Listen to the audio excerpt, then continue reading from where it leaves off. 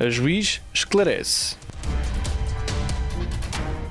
Vimos que na anterior sessão, nos casos de divórcio, com o consentimento de ambos os cônjuges, ou no término do divórcio sem o consentimento do outro cônjuge, havia necessidade de regular as responsabilidades parentais dos filhos menores, e uma das primeiras questões que cumpre resolver nesse âmbito é a da fixação da residência da criança ou jovem. Fixar a residência da criança ou jovem não significa fixar uma morada concreta, um endereço, significa antes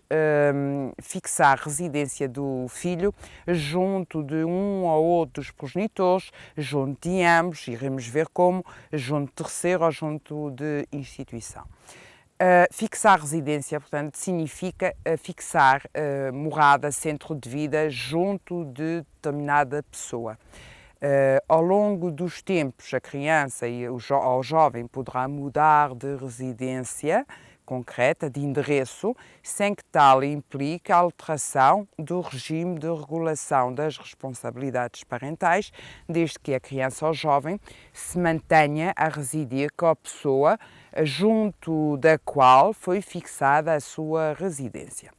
E como é que se determina a residência da criança? Como é que se fixa a residência da criança? Para já poderá haver acordo dos progenitores e, se esse acordo for considerado vantajoso, poderá ser homologado. Não havendo acordo, o que é que o juiz ou o conservador tem de analisar?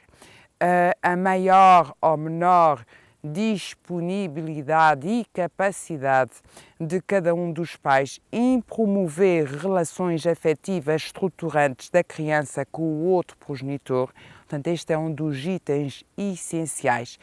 porque fixando residência da criança com um, deverá manter-se o relacionamento afetivo com o outro. Portanto, a separação dos pais não deve, em caso algum, prejudicar esse relacionamento que deve ser promovido pelo progenitor ou pela progenitora junto do qual ou da qual foi fixada a residência da criança. Esse aspecto é essencial. Evidentemente, serão também analisados outros aspectos, por exemplo, quem é a figura de referência da criança, quem é que sempre cuidou dela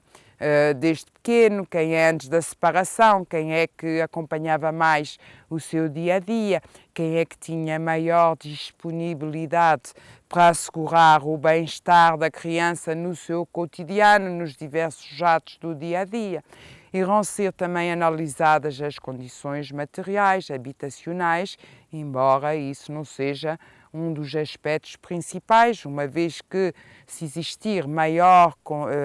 capacidade afetiva, maior disponibilidade de um dos progenitores que tenha maiores carências económicas, poderá ser suprida esse eventual desconforto económico da criança junto de um dos progenitores através da prestação de alimentos que o outro esteja apta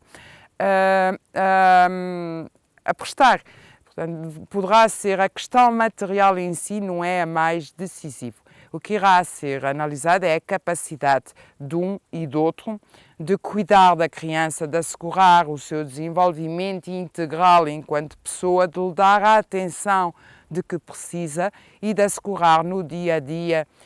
as suas necessidades. E, como já foquei, terá de ser analisado se o pai ou a mãe junto do qual fica a residir a criança tem ou não disponibilidade e capacidade de promover relações afetivas da criança com o outro. Existem, portanto, situações em que se fixa só junto do pai ou junto da mãe. Existe também a possibilidade de fixação de uma residência alternada, que poderá ser por semanas, por quinzenas, por meses, em função do que seja o maior, superior interesse da criança.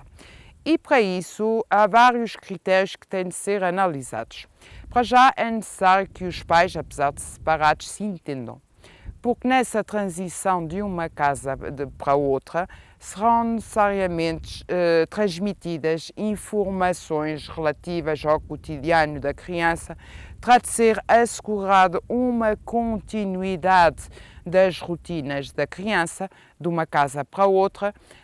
terá necessariamente de haver diálogo parental, embora já não haja relação conjugal ou marital, e portanto tem de existir uma grande capacidade dos pais em focarem no interesse da criança ou jovem, de forma que não criem desconforto emocional na criança ou jovem na passagem, na transição de uma casa para outra. A criança deve sentir que em cada uma das casas vê promovida a imagem do outro progenitor, não poderá estar num regime desses se numa das casas ouvir falar mal do outro progenitor ou se ouvir considerações negativas do outro progenitor, porque isso irá criar mal-estar na própria criança, que depois ficará dividido num conflito de lealdades entre os dois progenitores, e todo este circunstancialismo prejudica o seu cabal desenvolvimento. Cumpre aqui salientar que em novembro de 2020 entrou em vigor uma lei que veio clarificar aquilo que já se praticava nos tribunais e que não estava expressamente previsto, que era esta possibilidade de residência alternada, e veio clarificar vários aspectos. Veio clarificar, nomeadamente, que pode ser aplicado este regime mesmo que não haja acordo dos pais na aplicação desse regime, bastará para tal que o juiz verifique que ambos os pais dispõem de todas as condições necessárias para pôr em prática este regime, mesmo que, chegado o momento de decidir, digam que não querem a implementação desse regime. Se o juiz verificar que o superior interesse da criança impõe que seja implementado esse regime, porque ambos os pais, querendo, têm capacidade de diálogo, têm entendimento suficiente para assegurar as rotinas da criança, portanto, este regime terá de ser implementado. Mas, obviamente, terá o juiz de verificar se os pais têm capacidade de diálogo, se têm capacidade de focar no interesse da criança, pôr de parte as suas desavenças parentais, conjugais, as suas desavenças conjugais ou maritais, terá de verificar isso tudo de forma a, como disse, a criança não se veja colocada entre duas frentes de guerra. Tem de haver, portanto, este regime tem necessariamente de passar pela certeza de que a criança vai sentir-se confortável com esse regime. Para além disso, a lei veio clarificar em 2020 que, mesmo que haja discrepância das condições económicas dos pais, este regime poderá ser implementado de forma que seja fixada uma prestação alimentar a cargo do progenitor ou da progenitora economicamente mais favorecida, de forma que a criança, na transição de uma casa para a outra, não sinta qualquer desconforto, mesmo em termos económicos, e veja asseguradas as suas necessidades de igual forma numa casa e noutra. Portanto, o que a lei veio dizer é que, se necessário, um dos progenitores, mesmo nos regimes de residência alternada, poderá ter de contribuir para o sustento da criança nos períodos em que está na casa do outro. Obviamente que, se as condições económicas forem equiparadas, cada um dos progenitores assegurará o sustento da criança nos períodos em que está consigo, partilhando eventualmente, se for esse o acordo, ou se for determinado pelo juiz, e será essa a normalidade do acontecer, portanto, partilhando tudo o que for despesa escolar, de saúde, eventualmente de atividades extracurriculares previamente acordadas, portanto, o sustento do dia-a-dia, a alimentação, as despesas de água, luz e gás serão asseguradas por cada um dos progenitores, e essas despesas que se consideram esporádicas, portanto, não é todos os dias que temos uma despesa de saúde ou uma despesa escolar, terão de ser partilhadas entre os pais. Finalmente, para além desse regime de residência exclusiva e de residência alternada, existe ainda a possibilidade de ser fixada a residência da criança junto de um terceiro ou de uma instituição, quer por acordo de ambos os progenitores ou decisão judicial, ou quando não seja caso de inibição das responsabilidades parentais, os pais não assegurem integralmente os deveres para com os filhos. Vamos pensar, por exemplo, na situação de pais imigrados, como acontecia muito no passado, que deixavam os filhos aos cuidados de um tio ou de um irmão, de uma avó, enquanto não reuniam as condições necessárias para poderem reunir-se com o filho. Essas situações, que eram muito comuns no passado, ainda acontecem. Pais que saem, que estando separados, porque só pode haver regulação de pais separados, que entregam a criança aos cuidados de um familiar ou até de um padrinho, de uma madrinha, e portanto esses casos de regulação que passam pela entrega a terceiro, a entrega do filho a terceiro, implicam que se fixe a residência da criança junto de um terceiro.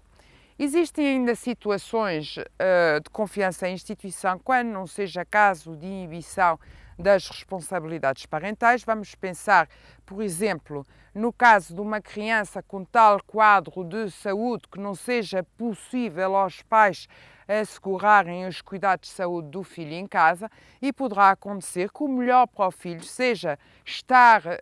ter a residência fixada junto de uma instituição que lhe proporcione todos os cuidados que sejam devidos ao seu estado de saúde, porque não existe possibilidade de em casa os pais assegurarem essa continuidade dos cuidados de saúde a prestar, e poderá acontecer que a residência da criança, nesses casos, seja fixada, portanto, junto de uma instituição. E no que concerne à fixação da residência no âmbito do regime de regulação das responsabilidades parentais, penso ter dito o essencial. Bem-aja pela atenção.